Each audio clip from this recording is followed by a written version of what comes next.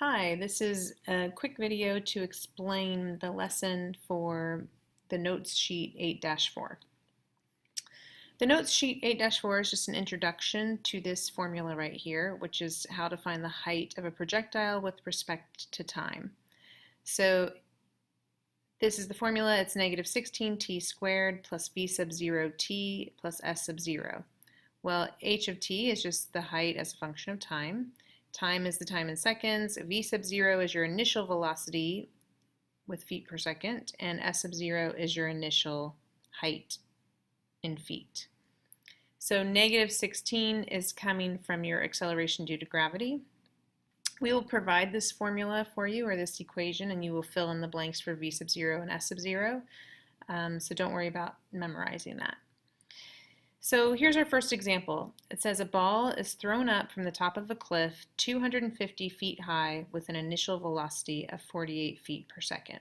So we take this 250 feet high, well that's your initial height, so that's s sub 0, so we're filling that in here for s sub 0.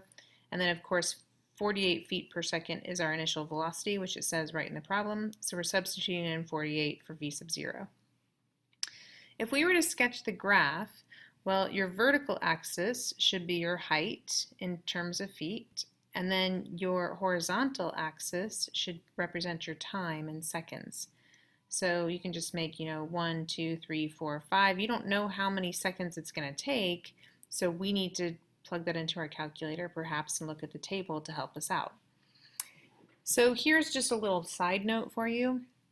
This is not the true path of the ball, and hopefully that's obvious to you, because if the x-axis is representing time in seconds, well, it's just showing you after 1 second, here's the height of the ball. After 2 seconds, here's the height of the ball. What would the actual path of the ball be? Well, it says a ball was thrown up. So what it means is a person standing right here, let's pretend, they throw the ball up, the ball is just going up and right back down. So horizontally, it's not going any distance right or left. It's just being thrown up and it's coming right back down the same path. So that would be the actual path of the ball. It starts here, goes up a little bit, comes back down to zero level, to ground level. Okay, so anyway, grab your calculator. You can punch in this formula right here and then we can graph it. So I punched it in negative 16t squared. Oops, that's my fault. You should not do that because we don't have t's. It's f of x here, right? So f sub 1 of x. So I'm going to put in x's even though I have t's over here. It's height with respect to time, but we know the x-axis is representing time. When I push enter, I can't really see the graph, so I need to change my window, obviously. So go to your window and think about it. Well, I don't need any negative time, but I like to go ahead and make -1. I don't know what my time is going to be. I actually showed it to you here, but you don't really know that, so you're just going to guess. I don't have negative distance, right? But I like to give myself just a little bit of room so I can see. And then obviously if your initial height is 250, you need to go beyond that. So you have to have something greater than 250. So I would have started maybe with 300 to see what the graph looks like. So I went to -1. I went out to 10. Obviously that was too many, but I went to 300, so this fits fine. So here is the path of the ball. If you want to see the table of values so you can graph it a little more accurately, sketch your graph, you just go to your table of values. Oops, sorry about that. You go Control T to get your table of values. So it's a split screen so I can see at 0 seconds it's 250 feet because that's your initial height. At 1 second, after 1 second it's 282 feet. At 2 seconds it's 282 feet. At 3 seconds it's 250 feet. At 4 seconds it's 186 feet. At 5 seconds it's 90 feet. And at 6 seconds it's -38. So when it went from positive to negative, that was a clear indication that it's going to hit the ground somewhere between 5 and 6 seconds. And then notice here my values didn't change between 1 and 2. Well, you know it's not going to flatten out. So somewhere between 1 and 2 we've reached the maximum height. Right? So between 1 and 2 we've reached the maximum height and we're going to have to find what that is. So Control T Let's find what the maximum height is. Well, that's just going to go to Menu, Analyze Graph, Maximum. We click to the left of what it looks like the maximum height, the right. I don't even click it, I can just see right here. At 1.5 seconds, or I can click it, at 1.5 seconds, the height was 286. So here, after 1.5 seconds, my maximum height was 286 feet. So you can just sketch, this point here, this point here. Now, how do I find this point over here? What if you want to sketch it and make this more accurate? Well, go back to your menu, and what am I going to look for? I'm going to analyze graph, and I'm going to find a 0, because that's when it's 0 height. That's when it hits the ground. So I go to my 0, I click here to the left, that's my lower bound, I click to the right, and then I can see this is my 0. So this should be about 5.73 seconds on my graph. Now, if you wanted more decimals, like in calculus, AP Calculus, they want you to have 3 decimals. So you highlight this number and you push your plus sign. So highlight your number, push your plus sign, and then you'll get it to expand. So 5.7279, or in other words, you would round to 3 decimal places, so 5.728. Excuse me. So why am I saying all that? Well, those are the answers to all of your follow-up questions. Find the maximum height of the ball. Well, we just did that. That's 286 feet. When is the ball 282 feet? Well, actually, I found that out by using my table. But let's say that didn't come up in our table. Let's say it was at 0.87 seconds and 2.39 seconds. To do that, you should push your tab and do a horizontal line at 282.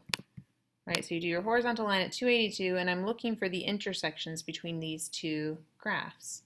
So I would go to my menu, go to my Analyze Graph, go to Intersection, and then I go to the left and to the right, so I can see after 1 second it's 282, and then I don't even click, I just keep going, and after 2 seconds it's 282 feet. So after 1 second it's 282 feet, and then after 2 seconds it's 282 feet in the air. So when is the ball 282 feet above ground? 1 second, 2 seconds. When does the ball hit the ground? Well, we just talked about that, right? You do the 0, and that's 5.728 seconds because we round to 3 decimal places. So that's it. Now, if you continue on, it asks you to write the parametric equations to illustrate the path of the ball. Well, we just talked about how the path of the ball is just going to go, it's going to start at 250, just go straight up to its maximum, and then come back down. So it starts at 250, goes straight up to its maximum, and comes back down. So what you put as your parameter or your value for the x doesn't matter. We could use 1, we could use 2, we could use 3, it doesn't matter. It's just going to show because it doesn't go left and right at all. It just stays right there. So I chose 3 just to give it a little bit away from the y-axis, but it doesn't really matter. And then you have, of course, your y value is negative 16t squared plus 48t plus 250. So don't worry about any of this stuff. We're not going to be filling that out. But if you did your parametric equation, so what do? We go to our menu, our graph entry. I want to do parametric. This first one, I'm going to put in a 3. The second one, I'm going to put in the value, or sorry, the equation. And my from 0 to 6.28 is fine. We already know it's going to hit the ground at 5.728, so I can end it there. It's not a big deal. I push enter, and then, well, what's wrong? Why don't I see it? Well, I need to make sure my window is appropriate. So I'll go from 0 to 5, 0 to 300. And there's my graph right there. So I went from 5. So now, if I go to my menu and I go to Trace and Graph Trace, it gives me some information here so I can see I'm at the end at 5.63 seconds or near the end. So if I go back to my menu and I go to my Trace, and I go to my Trace step, I'm going to change this to enter a value, and I'm just going to go by half seconds. So here let's go to the beginning. You can see what's happening to my time. So it's starting here. Let's see, can I move this? No. So it's starting here. Why is it starting there? Because that's where it started. It was on the top of a cliff or whatever above ground, 250 feet above ground. This is where it started at time is 0 seconds. So then if I go 0.5 seconds, it goes up, and then it goes up. It reaches its maximum at 1.5 seconds. And then what does it do? It starts to go down, down, down, down, down until we're down here at the very end where it hits the ground.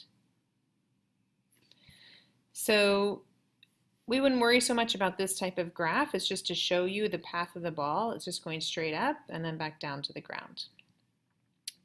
So how do we know when the ball is falling? Well, how would you know when the ball is falling?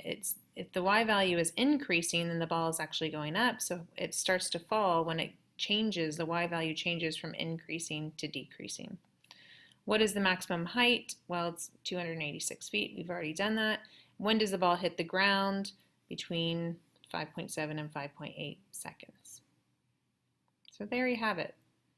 So now you can get out your 8-5 worksheet, and I will bring that up and have a different video for you.